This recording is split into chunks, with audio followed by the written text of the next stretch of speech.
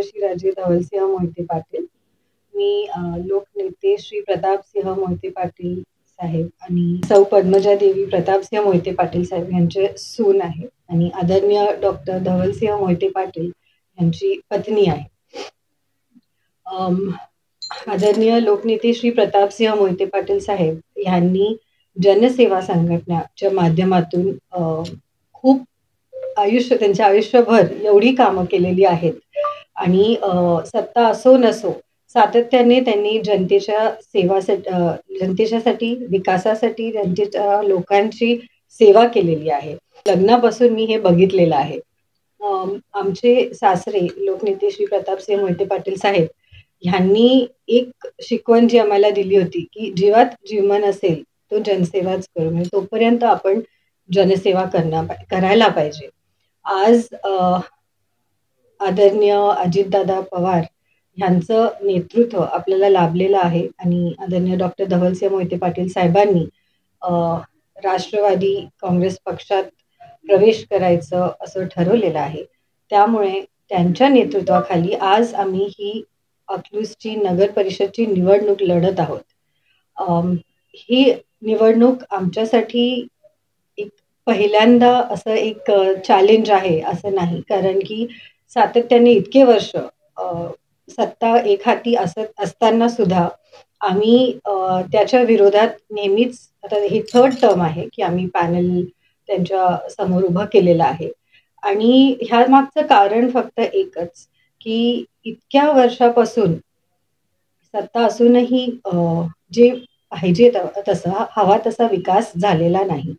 आता गेल्या किती निवडणूक असतील किंवा मग असंही जनरली जेव्हा आम्ही अकलूजमध्ये गावात फिरतो, लोकांच्या घरी जातो, त्यावेळेस आम्हाला लक्षात येतं की ज्या मूलभूत सुविधा आहेत त्या सुद्धा लोकांना आजपर्यंत मिळाल्या नाहीत. आज आपण बघतो की जग कुठं गेलंय, केवढं डेव्हलपमेंट झालं आहे जगात आणि आमचे घरची लोक, म्हणजे आम्ही समजतो की अकलूज हे आमचं कुटुंब आहे आणि आमच्या घरच्या लोकांना आजपर्यंत मूलभूत सुविधांपासून वंचित ठेवलेलं गेलं आहे. आजही आपण बघाल तर लोकांकडे आम्ही गेलो तर त्यांचं तेच म्हणणं आहे की पिण्याच्या पाण्याची समस्या आहे, 7-7 दिवस पाणी येत नाही, आम्हाला लांब जाऊन पाणी भरून आणावं लागतं आणि ते करताना सुद्धा रस्ते एवढे खराब आहेत की ते घडे एवढे मोठे उचलून घरापर्यंत आणणं पण अवघड होतं. स्ट्रीट लाईट्स नाही आहेत, अंधार असतो सगळीकडे. पावसाळ्यात खूप अडचण होती लोकांना, गटरी साफ होत नाही, कचरा उचलला जात नाही आणि ह्या गोष्टी फार बेसिक आहेत. म्हणजे जे ह्युमन लाईफसाठी ज्या गोष्टी महत्वाच्या आहेत ह्या बेसिक अडचणी आहेत. तर आमचं विजन असं आहे की पहिल्यांदा ह्या मूलभूत सुविधा लोकांपर्यंत पोहोचल्या पाहिजे. पुढच्या वेळेस त्यांना ही तक्रारच नको की लाईटचा प्रश्न आहे, गटरीचा प्रश्न आहे.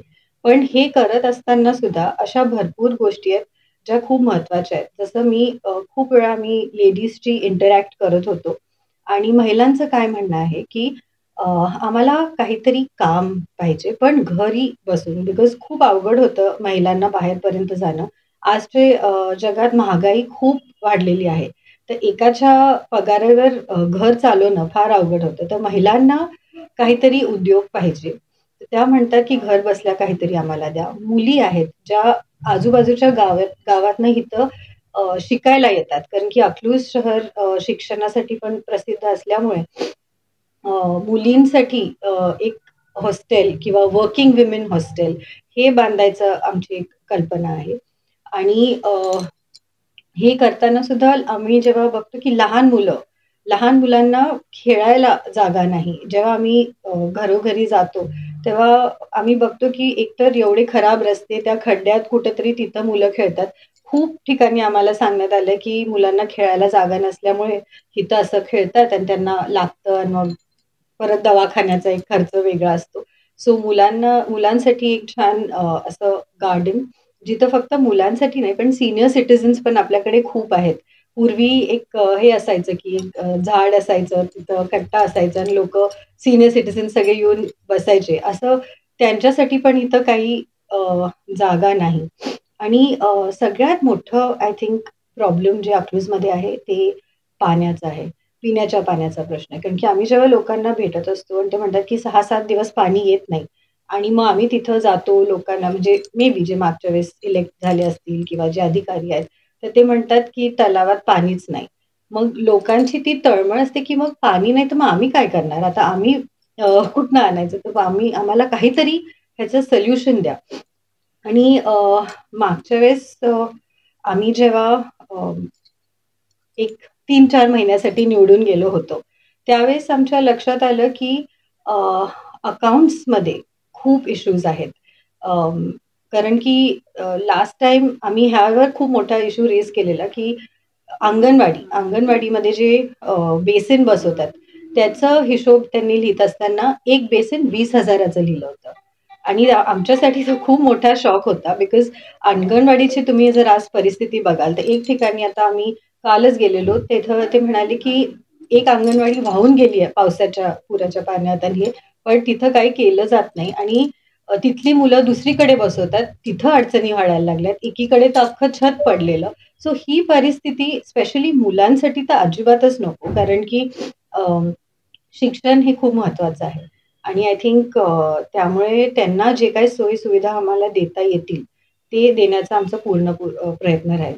अल्सो खूप महत्वाचं म्हणजे मला एक सांगायचं होतं, की हे पॅनल जे आमचं राष्ट्रवादी काँग्रेस पक्षातर्फे उभं राहिलेलं आहे, ह्या पॅनलमध्ये सगळे आपल्या लाईफमध्ये सेटल्ड लोकं आहेत. त्यामुळे ह्यांचं फक्त एवढंच एक इच्छा आहे, की लोकांची सेवा करणे आणि सगळे आमचे उमेदवार 90% सगळं पॅनल खूप एज्युकेटेड आहे.